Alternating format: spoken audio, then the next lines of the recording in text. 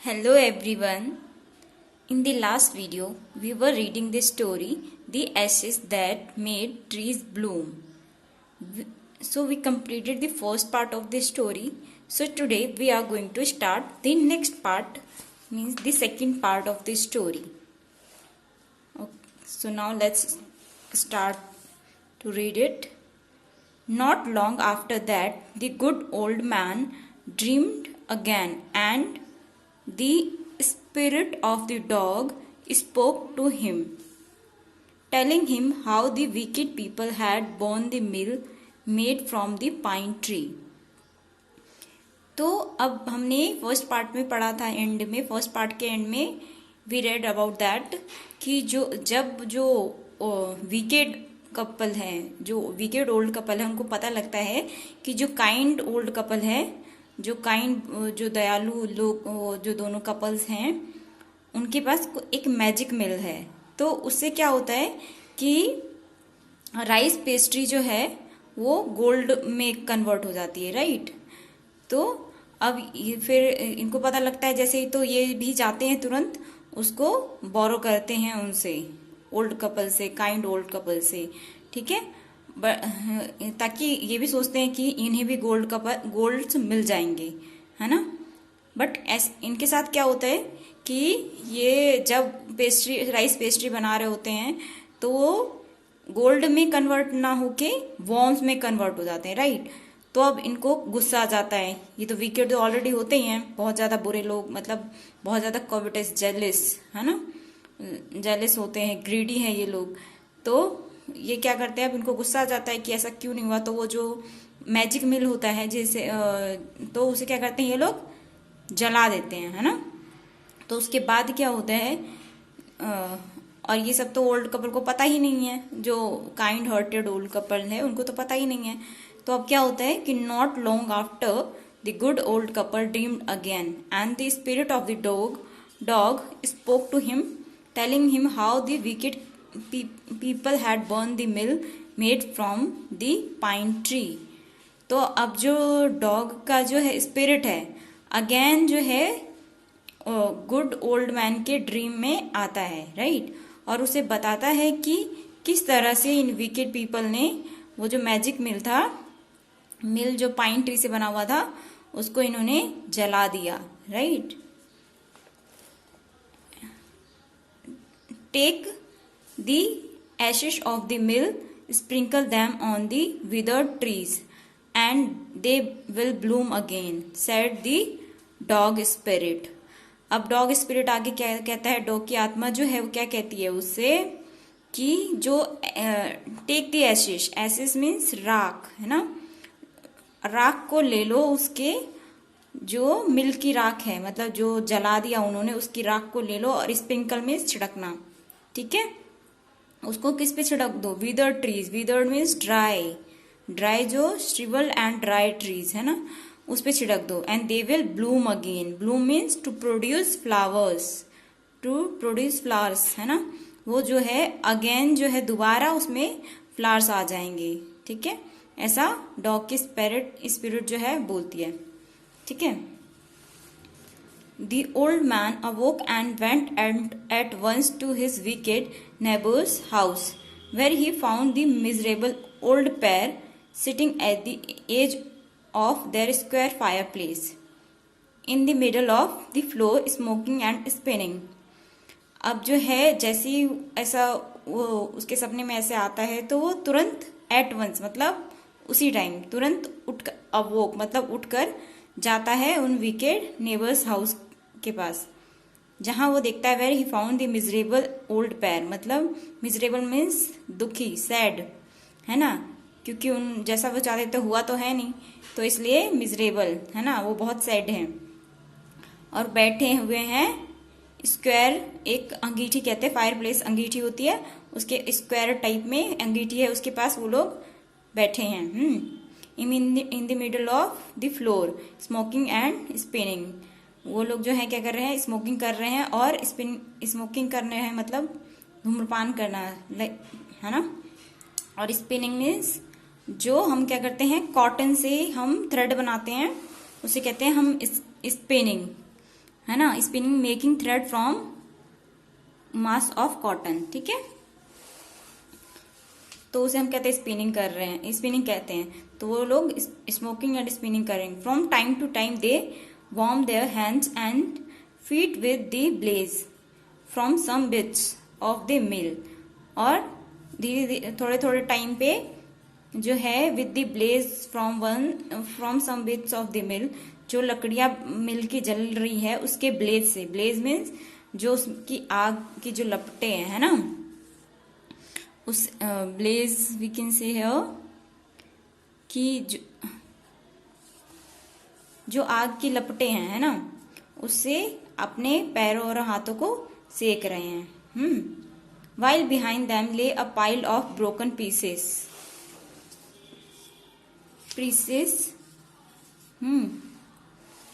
तो और जो जो मिल की लकड़ियां हैं उनके पीछे पड़ी हुई हैं, उनकी लकड़ियों के टुकड़े जो हैं पीछे पड़े हुए हैं, ठीक है।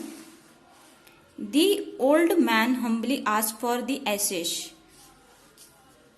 दो the covetous couple turned up their noses at him and scolded him as if he were a thief. They let him fill his basket with the ashes.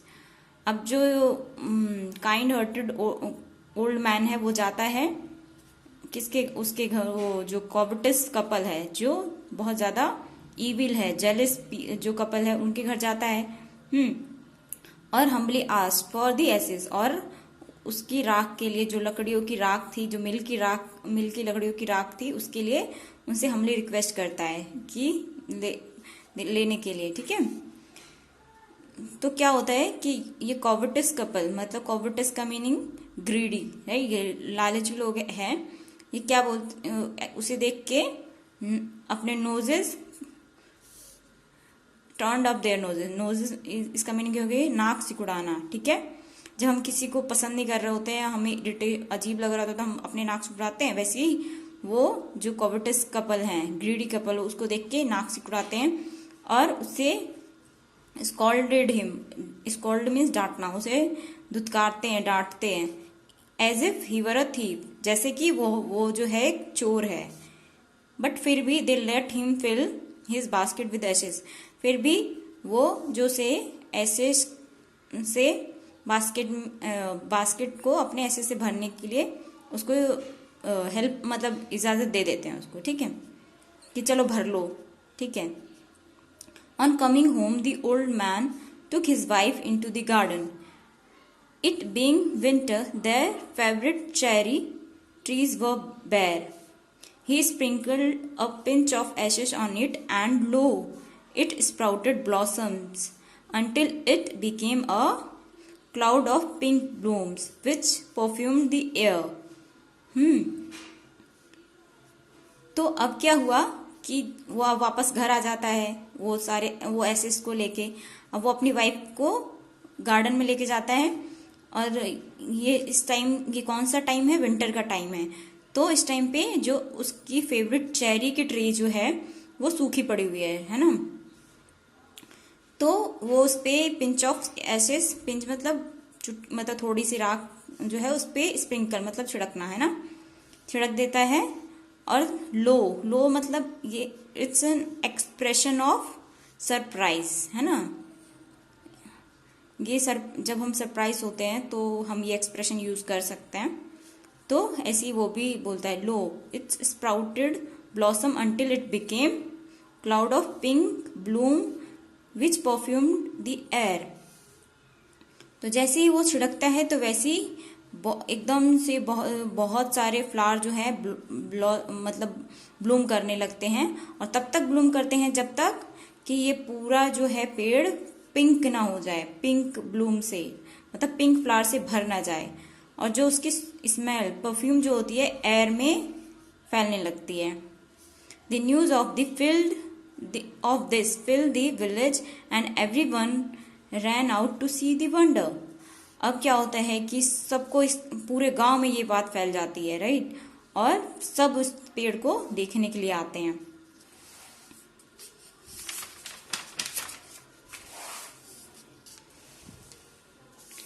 The covetous couple also heard the story and gathering up the remaining ashes of the mill kept them to make withered trees blossom. अब जैसे ये covetous people जो greedy people हैं, मतलब जो old couple जो greedy है बहुत, wicked people जो हैं, वो इसको सुनते हैं, इस स्टोरी को सुनते हैं, तो वो भी क्या करते हैं कि जो बचे हुए राख हैं ऐसे से उसको कलेक्ट करके रख लेते हैं ताकि उनके भी जो विदर्ड ट्रीज है, विदर्ड में ड्राई जो ट्रीज है वो भी मतलब हरे भरे हो जाएं, है ना. The kind old man hearing that his lord the daimyo was to pass along the high road near the village set out to see him taking his basket of ashes. As the train approaches, he climbed up into an old withered cherry tree that stood by the wayside. अब क्या होता है कि जो old man है, जो kind old man है, उसे पता चलता है कि लॉर्ड द डेम्यू क्या होते हैं, मैंने बताया था कि जो वेल्दी लैंड ओनर्स होते हैं ना, उन्हें कहते हैं डेम्यू, है ना. तो लॉर्ड कह सकते हैं उनके, उस टाइम पे उसे कहते थे 19th सेंचुरी जापान में, ठीक है. तो एक जो है लॉर्ड डेम्यो जो है, मतलब वो जो लॉर्ड जो है पास हो रहे हैं, उसको पता चलता है काइंड ओल्ड मैन को. तो वो क्या करता है कि उसको देखने के लिए, लॉर्ड को देखने के लिए वो बाहर जाता है ना, अपने बास्केट मैसेज को लेके. बट जैसे ही उनका जुलूस जो है, डेम्यो का जो जुलूस है, ट्रेन में जुलूस, ठीक है, जहां बहुत सारे लोग एक साथ आ रहे हो तो उसको ट्रेन कह सकते हैं, ठीक है. ट्रेन है ना, प्रोसेशन मतलब जुलूस कह सकते हैं. बहुत सारे लोग कल एकदम इकट्ठे होके एक साथ आते हैं तो उसे हम ट्रेन कह सकते हैं. तो as the train approaches he climbed up into an old withered cherry tree that stood by the way side. तो अब जैसे ही वो देखता है कि लॉर्ड आ रहे हैं तो वो तुरंत जो है उस पेड़ पे जो है, चेरी के पेड़ पे चढ़ जाता है. जो सड़क के किनारे मतलब साइड में है, खड़ा है पेड़, है ना, उस पे तुरंत चढ़ जाता है.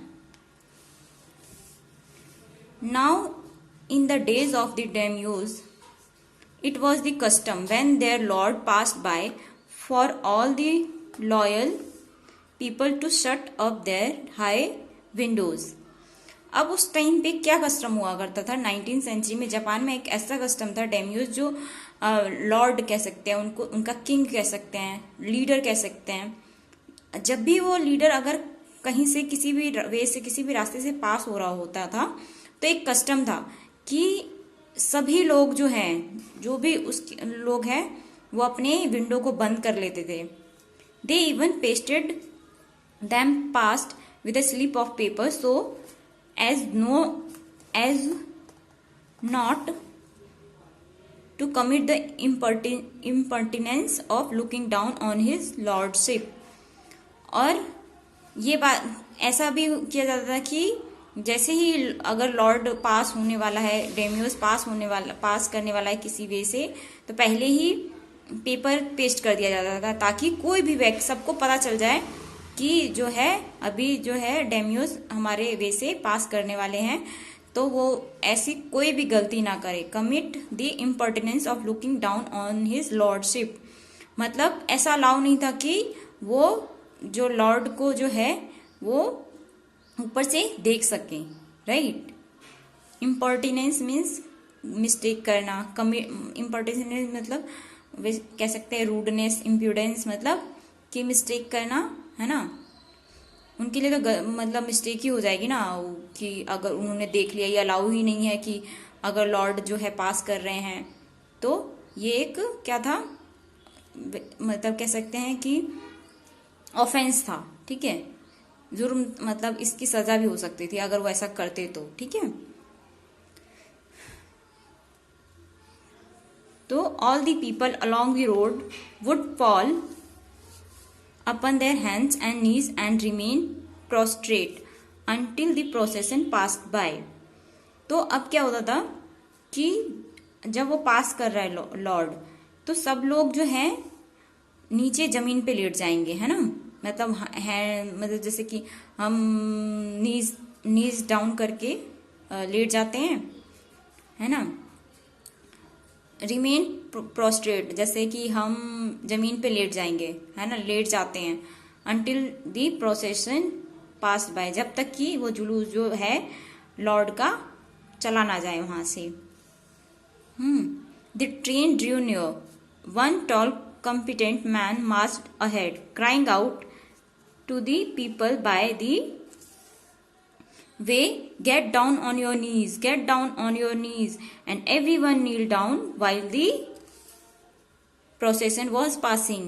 अब उसमें एक जो है उस जुलूस में जो भी है, जैसी पास आता गया जुलूस, तो उसमें कॉम्पिटेंट था, मतलब जो स्किल्ड पर्सन है वो सबसे आगे चल रहा होता था और वो चिल्लाता रहता था, crying out to the people, सब लोगों से बोलता रहता था कि get down on your knees, मतलब अपने घुटनों के बल झुक जाओ, है ना। And every one kneel down while the procession was passing, तो जब तक जुलूस जो है पास नहीं हो जाता तो एवरी वन, सब जो है अपने घुटनों के बल नीचे लेट जाते हैं, है ना। ऐसा वहां का कस्टम था 19th सेंचुरी में। Suddenly, the leader of the van caught sight of the aged man up in the tree. He was about to call out to him in an angry tone, but seeing he was such an old fellow, he pretended not to notice him and passed him by.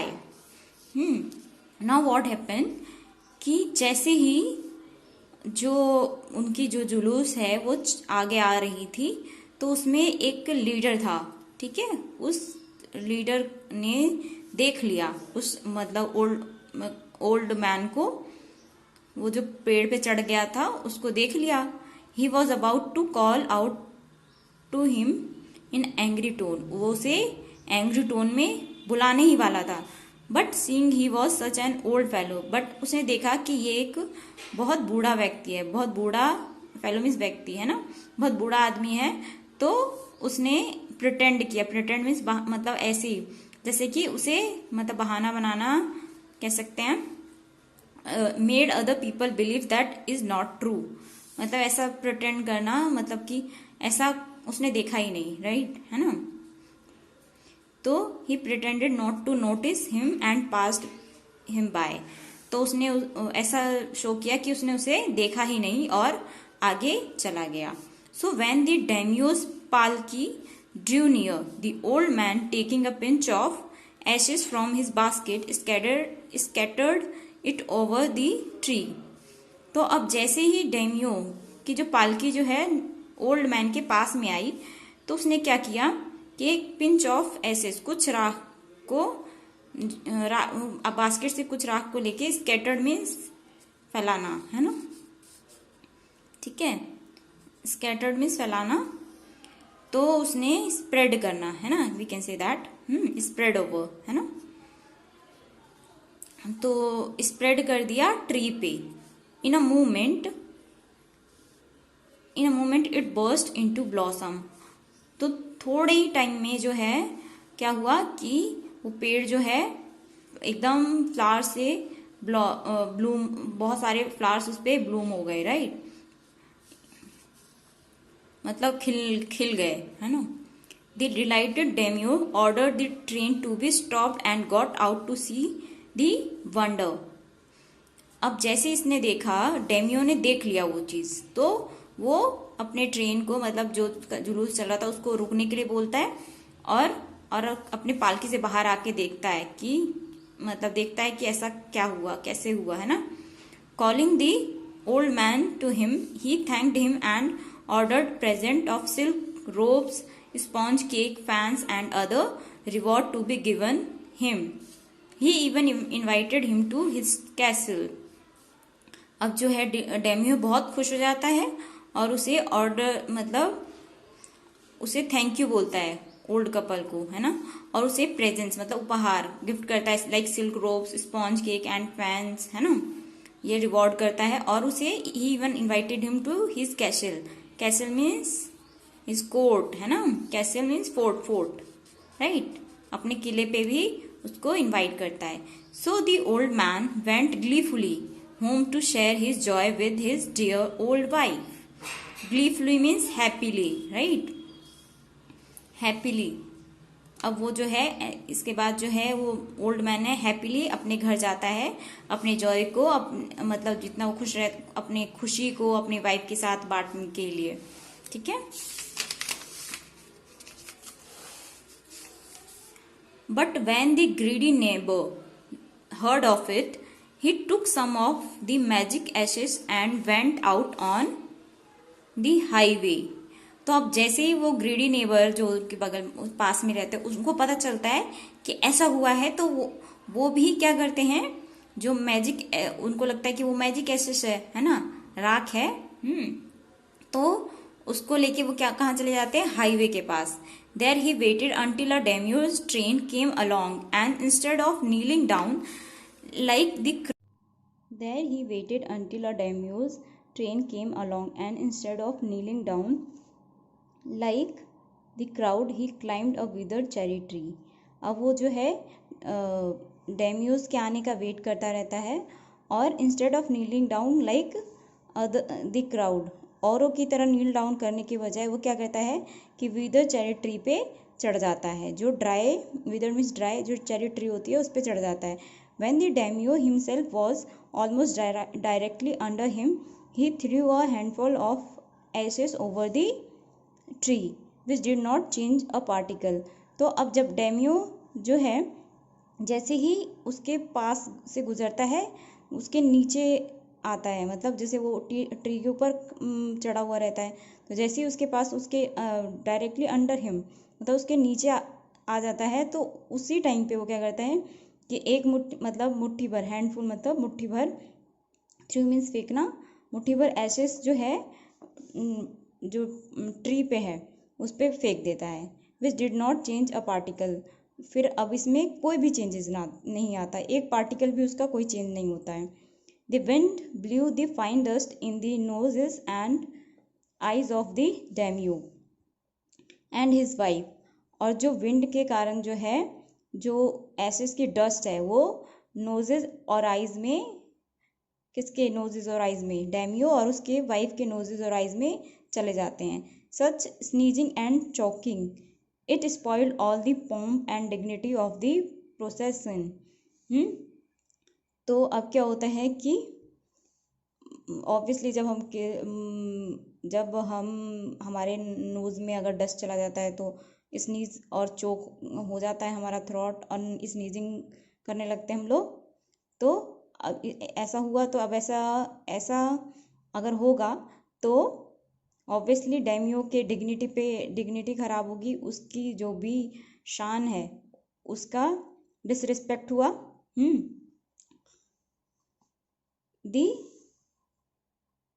The man whose business it was to cry, "Get down on your knees," seized the old fool by the collar, dragged him from the tree.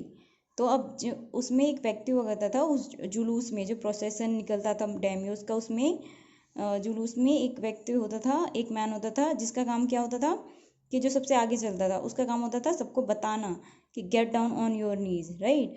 तो वो क्या करता है कि उस old फूल को जो है, ओल्ड फूल मैन को dragged him from the tree, उस ट्री से खींच के लेके आता है, and tumbled him and his ass basket into the ditch by the road.